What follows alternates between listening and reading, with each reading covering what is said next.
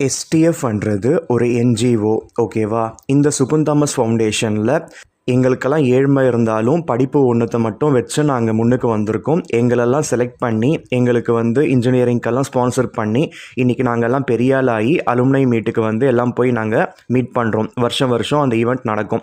இந்த வாட்டி பார்த்திங்கன்னா இந்த ஆக்ட்ரஸ் பிரியா ஆனந்த் பார்த்திங்கன்னா இன்வைட் பண்ணியிருந்தாங்க. அவங்க ரொம்ப அடோரபிள், ரொம்ப இன்னர் பியூட்டியோடு இருந்தாங்க. நல்லா பேசியிருந்தாங்க, எல்லாருக்கூடையும் இன்ட்ராக்ஷன் பண்ணியிருந்தாங்க.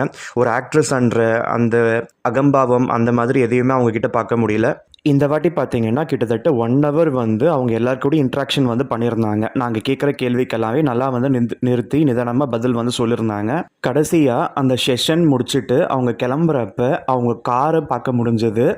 அதே போல் அவங்க எப்பயுமே சொல்லிக்கிட்டே இருக்காங்க. ஈவன் அந்த ஸ்பீச்சில் கூட அவங்களுக்கு அந்த பம்பிள் பீன்னா ரொம்ப பிடிக்கும் போல். அவங்களோட நாய்க்குட்டி பேர்.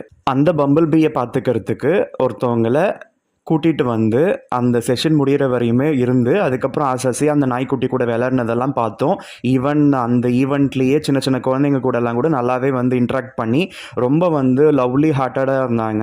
ஸோ நல்லா பேசுனாங்க, தமிழில் பேசுகிறாங்க. இப்போல்லாம் எந்த ஹீரோயின்ஸுங்க தமிழில் பேசுகிறாங்க சொல்லுங்கள்? நல்லா இருந்தது அதெல்லாம் பார்க்குறப்ப.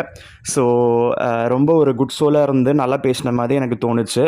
நான் கேட்டிருந்தேன் ஒரு கேள்வி, சினி இண்டஸ்ட்ரியில் நுழையணுன்னா பேரண்ட்ஸ் சப்போர்ட் கண்டிப்பாக இருக்கணுமா? அவங்க சினி ஃபீல்டில் இருந்தால் தான் ஈஸியாக வர முடியுமா?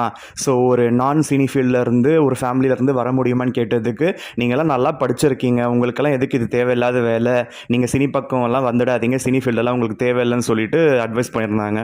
அதே போல் at the end of the day நமக்கு பிடிச்ச வேலையை நமக்கு பார்த்தா நமக்கு அது இம்ப்ரூவ்மெண்ட்ஸ் கொடுக்குமே தவிர, நமக்கு பிடிக்காத ஒரு வேலையில் போய் உட்காந்துக்கிட்டா கண்டிப்பாக அது நமக்கு வாழ்க்கையில் உயரத்தை கொடுக்காதுன்னு சொல்லிட்டு அவங்க சொல்லியிருந்தாங்க. She was totally அமேசிங்க.